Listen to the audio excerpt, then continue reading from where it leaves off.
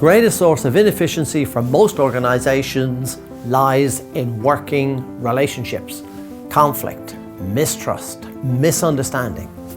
75% of people leave jobs because of relationship issues, and most of these are with their immediate supervisor. A typical manager will spend up to 25 to 30% of his or her day to unnecessary conflict. The average employee spends up to 12 days a year off focus, gossiping, arguing, criticizing, moaning, and we could go on and on. In an organization of 100 people, the financial cost of tolerating this inefficiency will be in the region of £275,000. And for 1,000 people, the figure is going to be £2.75 million. Imagine adding that to your bottom line without asking your people to work longer or harder.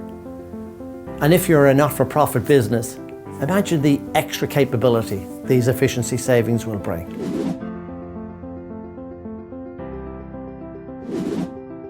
Ever turn your computer on and find that it's slow to open, works intermittently, and then it locks on you? What does that do to your productivity? If your employees, if they're slow to get going, work intermittently, or have relationship breakdown, what is that doing to your organization's inefficiency?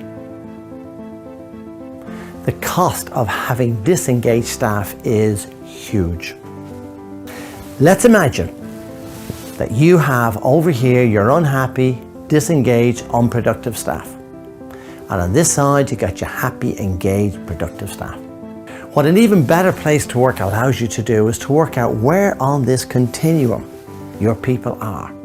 And more significantly, it gives you solutions, ways forward, self-managed solutions, which help your people to come all over here into this highly more productive area.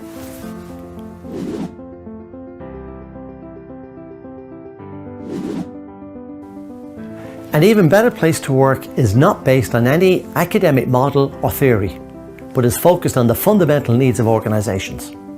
We started by simply asking managers, what do you need? And what we found was that they were looking for a people equivalent of an antivirus. Something that runs in the background, is always active, detects and deals with problems, offers protection, and allows the business to continue uninterrupted. So we set about achieving this by equipping people with the skills to take ownership of their issues and manage them at a local level, so they don't need to escalate matters by running to HR. We wanted people asking, what am I going to do? Not what is management going to do for me?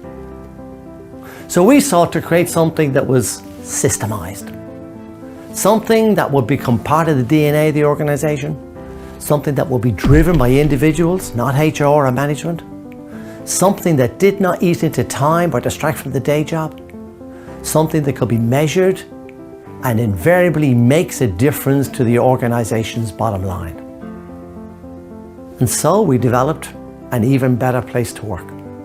Not over a weekend, but over a 20-year period, trialing, modifying it until it met all of these criteria.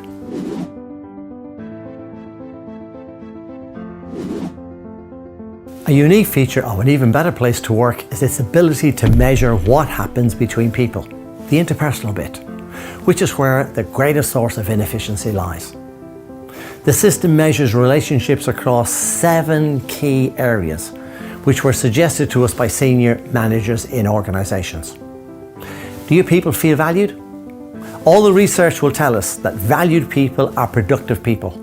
High self-esteem is the fuel that will drive performance.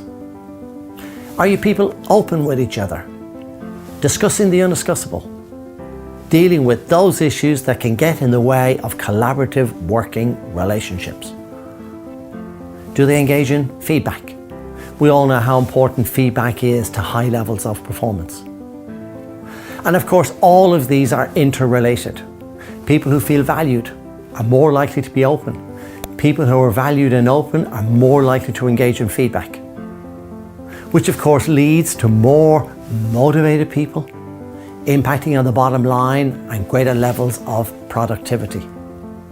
Managing their differences so the differences do not get in the way. People taking ownership, How often do I come that in organizations? How do I engage my staff? How do I get them taking ownership for their issues? And minimal dysfunctional conflict. So organizations are not losing time to unnecessary conflict, argument, and misunderstanding. Now these indicators, they're monitored and progress tracked regularly. In the same way as you go to your doctor, not to be told that you're unwell, but how to get better. An Even Better Place to Work provides you with the measure and the solutions how to get better. It's 5% diagnostic, 95% solution.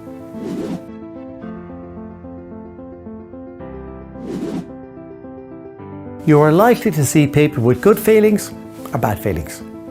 Good feelings, they tell us needs are being met. Bad feelings tell us needs are not being met.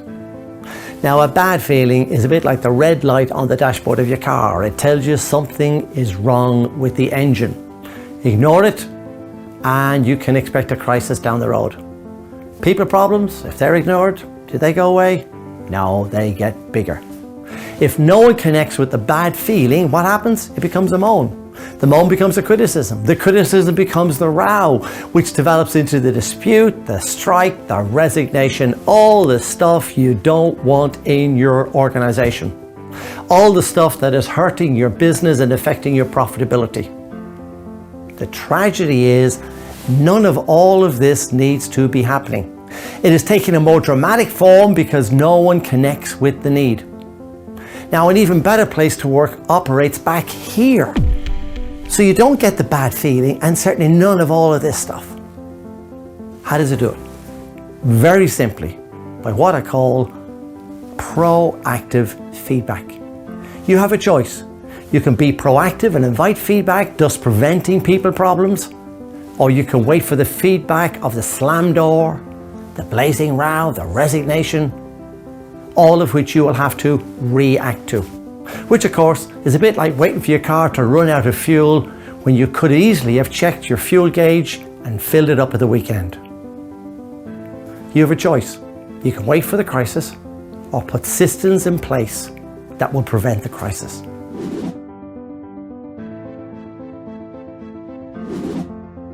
We are still talking about the same people problems we had 30 years ago. Whatever we've been doing, it just hasn't worked. There is a need for a new approach. One that is transformational, not informational. One that transforms rather than informs. To solve people problems, many organizations go down the training route. Now, those of us involved in training know the transfer of knowledge to behavior is minimal. It's a bit like an open fire. Most of the heat goes up the chimney, very little into the room. If I want to go to London, I don't need to know the theory of the internal combustion engine. I need a car, because I can drive a car without knowing the theory of the internal combustion engine. We may not need to know Maslow's theory of needs, but we do need to understand each other's needs and be able to explore ways our needs can be met as fully as possible. An Even Better Place to Work, it's the car. You can rent it. It will take you wherever you want to go, and when you arrive, just hand the keys back. Better Place to Work is the how-to, not the theory. It gives you the tools to lead, not the theory of leadership. It doesn't just talk about openness, trust, collaboration, but it creates those realities.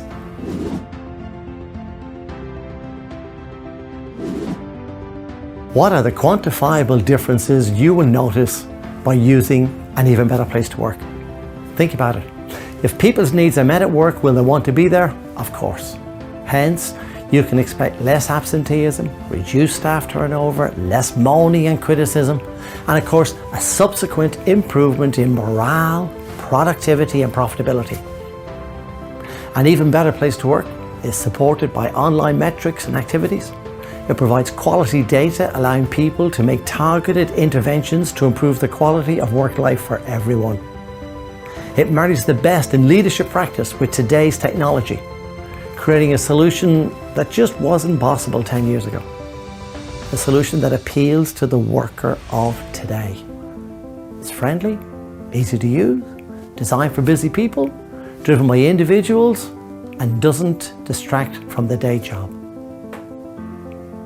Don't expect people to care about your business until they feel you care about them.